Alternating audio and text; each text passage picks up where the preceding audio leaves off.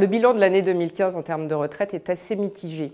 Si on veut être plutôt optimiste, on peut retenir que le régime général sera excédentaire en 2016. C'est le rapport de la Commission des comptes de la Sécurité sociale qui a dévoilé cette information au mois de septembre 2015.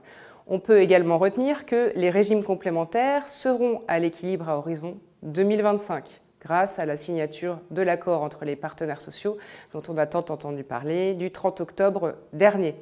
On peut également retenir que le système des retraites français est le plus généreux de celui des pays de l'OCDE, puisqu'un Français travaille en moyenne 5 ans de moins que ses voisins. Voilà. Alors après, est-ce que notre système des retraites s'en porte bien? C'est pas certain, parce qu'on a un ratio en fait, entre cotisants et actifs qui ne cesse de se dégrader. C'est lié notamment à 3 facteurs. L'arrivée des baby-boomers à la retraite, donc des problématiques démographiques.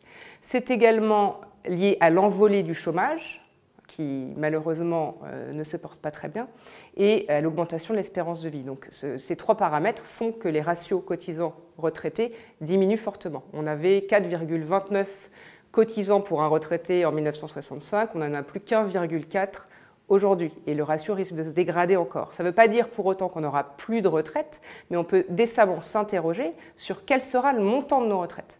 Et il semblerait qu'à législation inchangée, et ça c'est le dernier rapport du corps, encore une fois qu'il précise dans son rapport du mois de décembre, les taux de remplacement à législation inchangée vont considérablement chuter pour passer de 66% aujourd'hui à 48 à 56% à horizon 2026.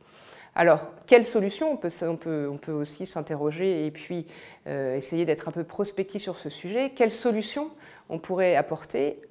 Personnellement, je pense que l'accord qui a été signé entre les partenaires sociaux du 30 octobre 2015 donne un aperçu de ce qui peut se projeter, puisque cet accord incite les assurés qui sont nés à partir de 57 à reporter leur date de départ d'1 an pour ne pas subir d'abattement transitoire sur leur pension de retraite.